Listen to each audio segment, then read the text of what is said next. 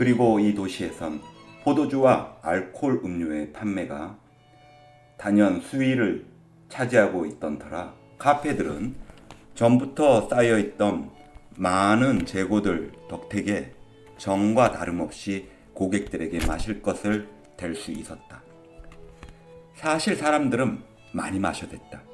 어떤 카페에서 순수한 알코올은 세균을 죽인다라는 광고를 내걸자 전부터 술이 전염병을 예방해 준다는 생각이 여러 사람들에게 생소하지 않았기 때문에 이 생각은 사실처럼 굳어지고 말았다.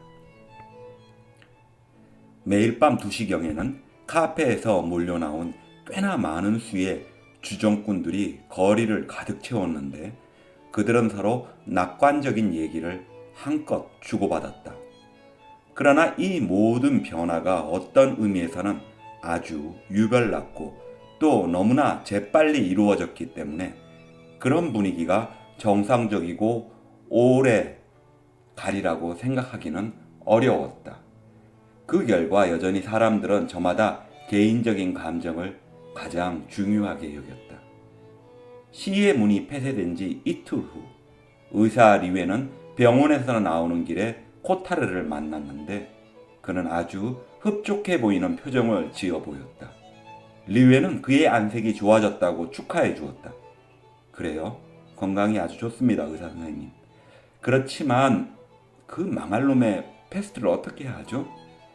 점점 심해지기 시작하는데요. 그 작달만한 사나이가 말했다. 의사는 그의 말을 시인했다. 그랬더니 코타르는 일종의 기쁜 듯한 표정으로 화가 나는 것이었다. 패스트가 멈출 리가 없어요. 이제 모든 게 엉망진창이 될 겁니다.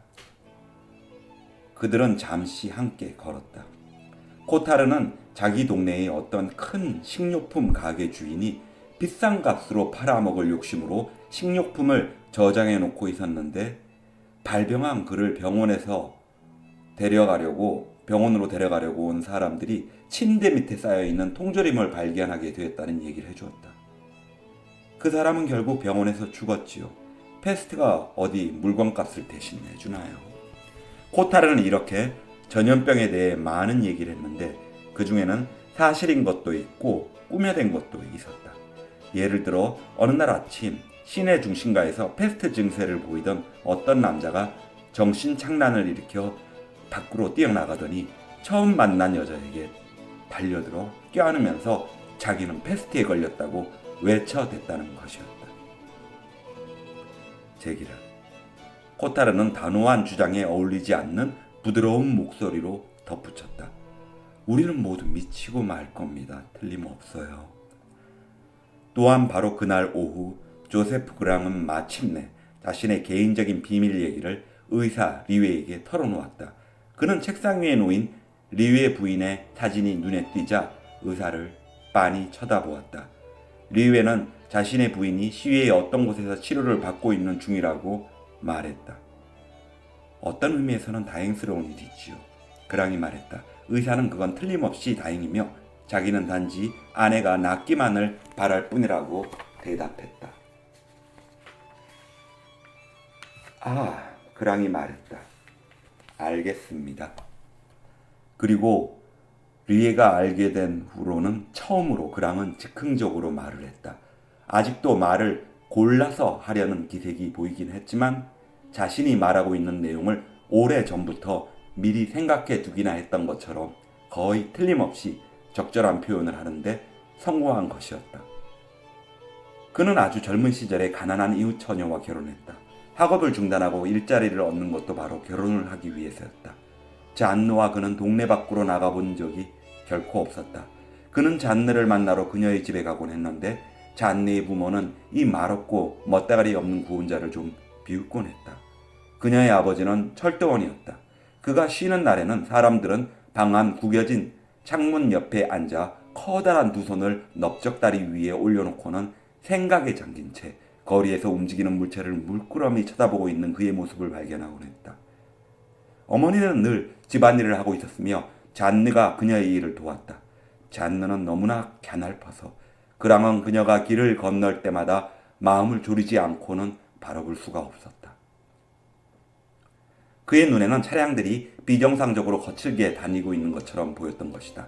어느 날 크리스마스 선물을 파는 가게 앞에서 잔느는 진열장을 들여다보다가 감탄을 한 나머지 아름답기로 해라 하면서 그에게 몸을 기대었는데 그는 그녀의 손목을 꼭 쥐어주었다.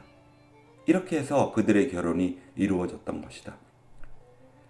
그랑의 말에 의하면 나머지 이야기는 매우 단순했다. 그건 모든 사람들에게도 마찬가지다. 즉 결혼하고 아직도 조금은 사랑하며 일을 하는 것이다. 사랑한다는 사실을 잊어버릴 정도로 일을 한다. 잔느 역시 일을 했다. 왜냐하면 국장이 그랑에게 한 약속이 지켜지지 않았기 때문이다. 이 대목에서 그랑이 말하고 싶어하는 것을 이해하기 위해서는 어느 정도의 상상력이 필요했다. 피로까지 겹쳐서 그는 자신의 생활을 될 대로 되라는 식으로 아무렇게나 꾸려나갔으며 점점 더 말이 적어졌고 젊은 부인이 자기는 여전히 사랑을 받고 있다고 생각하게끔 다루어 나가질 못했다.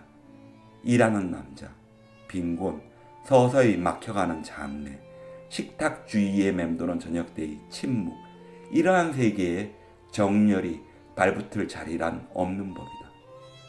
아마도 잔느는 괴로워했을 것이다. 그럼에도 불구하고 그녀는 머물러 있었다. 사람은 오랫동안 자신이 괴로운 처지에 있다는 사실을 모른 채 괴로워하는 법이다. 수년이 지났다. 그 후 그녀는 떠나버렸다.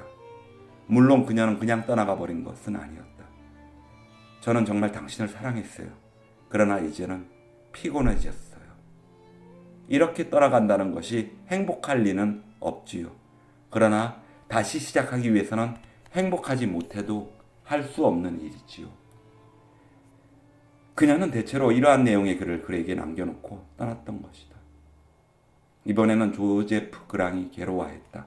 리에가 그에게 일깨워 주었듯이 그 역시 다시 시작할 수 있었으리라. 그러나 그는 자신이 없었던 것이다. 단지 그는 여전히 아내만을 생각하고 있었다. 그가 꼭 하고 싶은 일이 있었다면 그것은 그녀에게 자신을 변명하는 편지를 쓰는 일이었다. 그러나 그것은 어렵더군요. 그가 말했다. 오래전부터 나는 그 생각을 하고 있었지요. 우리가 사랑을 하는 한 서로 말이 없어도 이해를 했었지요.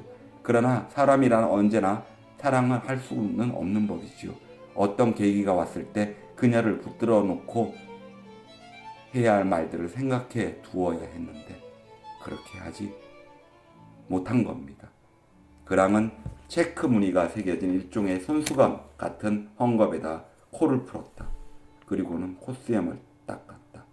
리웨는 계속 그를 쳐다보고 있었다.